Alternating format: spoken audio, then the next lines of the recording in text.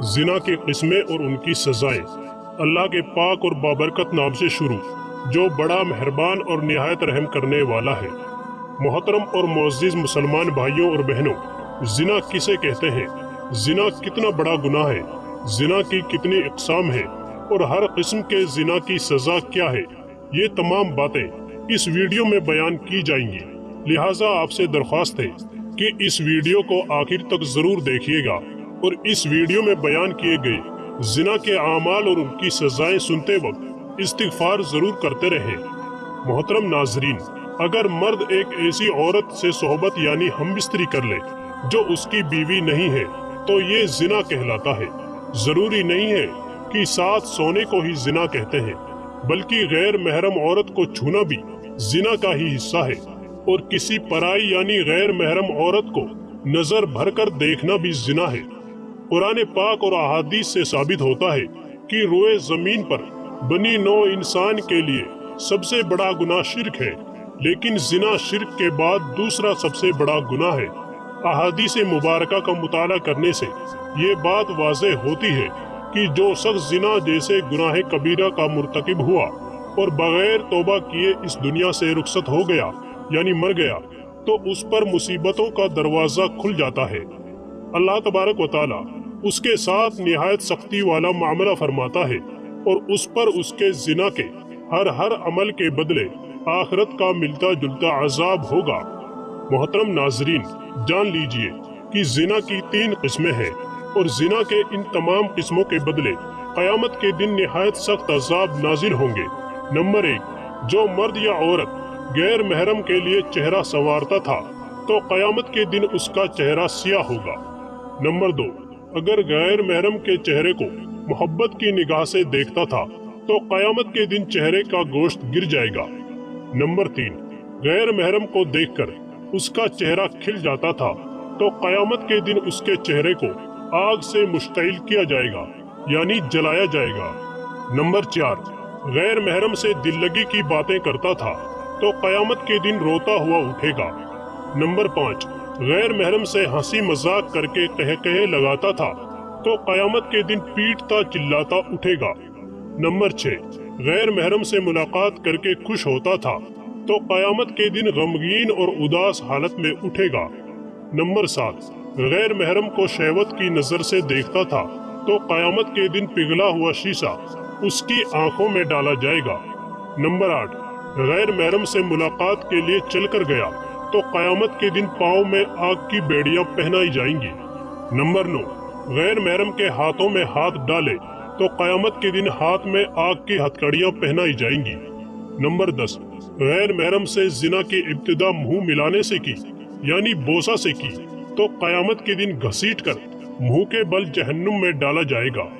Number 11, गैर महरम की गर्दन से गर्दन मिलाई तो क़यामत के दिन गर्दन में आग की जंजीर डाली जाएगी। नंबर 12, गैर महरम के सामने शर्मगाह से लिबास हटाया तो क़यामत के दिन उसे तारकोल का लिबास पहनाया जाएगा। नंबर 13, गैर महरम से मिलकर जिनसी प्यास बुझाई तो क़यामत के दिन प्यासा उठाया जाएगा। नंबर 14, गैर महरम से मिलाप के दौरान जिनसी तूफान उठा तो क़यामत के दिन शर्मगाह को आग से दहकाया जाएगा। नंबर 15, गैर महरम से मिलाप के वक्त शर्मगाह से मनी खारिज हुई तो क़यामत के दिन शर्मगाह से बदबू खारिज होगी। नंबर 16, गैर महरम के बालों में मोहब्बत से उंगलियां फेरी तो क़यामत के दिन बालों से पकड़कर जहन्नुम में लटकाया जाएगा। नंबर 17, गैर महरम की छाती से मजा लिया तो क़यामत के दिन छाती के बल लटकाया जाएगा। नंबर 18, गैर महरम के जिस्म की महक सूंघी तो क़यामत के दिन जिस्म से हैरान कुन अज़ियतनाक बदबू आएगी। नंबर 19, गैर महरम के साथ एक बिस्तर पर इकट्ठा हुए तो क़यामत के दिन आग के तंदूर में यकजा किया जाएगा। नंबर 20, गैर महरम के साथ अपने जिस्म को दिखाया तो क़यामत के दिन अल्लाह तबारक व तआला के सामने नंगा पेश किया जाएगा। नंबर 21, गैर महरम से जिना के लिए लोगों से छुप कर गया तो क़यामत के दिन सारी मखलूक के सामने बेइज्जत किया जाएगा। नंबर 22, गैर महरम से ताल्लुक छुपाने के लिए लोगों से झूठ बोला तो क़यामत के दिन उसके मुंह पर मोहर लगाकर उसके आज़ा से गवाही ली जाएगी। نمبر 23، غیر محرم سے اپنے حسن و جمال کی تعریفیں سنی ہو تو قیامت کے دن سب لوگ لعنتیں بھیجیں گے۔ نمبر 24، غیر محرم سے مل کر سلام کرنے والے پر قیامت کے دن اللہ تبارک و تعالی لعنت فرمائے گا۔ نمبر 25، غیر محرم کے جسم کے بوسے لیے تو قیامت کے دن سانپ پورے جسم کو ڈسیں گے۔ نمبر 26، غیر محرم سے زنا کے وقت انگ انگ سے مزہ آیا تو قیامت کے دن اس کے انگ انگ کو بچھو کاٹیں گے۔ نمبر 27، غیر محرم کے جسم پر اختیار پایا تو قیامت کے دن غیر محرم کے شوہر کو اللہ تبارک و تعالی زانی شخص کی نیکیوں پر اختیار دے دے گا۔ نمبر 28، غیر محرم کے جسم پر سواری کی تو قیامت کے دن غیر محرم کے شوہر کے گناہ اس کے سر پر سوار ہو جائیں گے۔ نمبر 29، غیر محرم سے ہمیشہ کی دوستی کے وعدے کیے تو قیامت کے دن جہنم میں ہمیشہ کا عذاب ہوگا۔ اور نمبر 30، غیر محرم سے کلام کے مزے لیے تو قیامت کے دن اللہ تبارک و تعالیٰ سے کلام کے لطف سے محروم ہوگا۔ اللہ اکبر کبیرہ، استغفر اللہ، لا حول ولا قوت الا باللہ۔ محترم ناظرین، زنا کو اسلام میں گناہ کبیرہ یعنی بہت ہی بڑا گناہ شمار کیا گیا ہے، اور اسلام میں ایسا کرنے والوں کے لیے اللہ تبارک و تعالیٰ نے اس دنیا میں بھی سزا رکھی ہے اور مرنے کے بعد بھی اس کی سخت سزا دی جائے گی۔ غیر محرم سے زنا کرنا گناہ کبیرہ ہے، جبکہ محرم سے زنا کرنا اس سے بھی زیادہ قبیح اور غلیظ عمل ہے۔ زنا کی سزا رجم ہے اگر شادی شدہ ہے، اور اگر غیر شادی شدہ ہے تو 100 کوڑے ہیں، مگر آج کل اس کی حدود کا نفاذ نہیں، جس کے سبب یہ گناہ اس معاشرے میں تیزی سے پھیل رہا ہے، اور زنا میں مبتلا لوگوں کا رزق اللہ تبارک و تعالی ختم کر دیتا ہے، اور انہیں اس دنیا میں بھی ذلیل اور رسوا کر دیتا ہے، اور آخرت میں بھی ذلت والا عذاب ہے۔ جب تک ایک زناکار شخص اپنے زنا کی شرعی سزا نہیں پا لیتا، تب تک وہ پاک و صاف نہیں ہوتا۔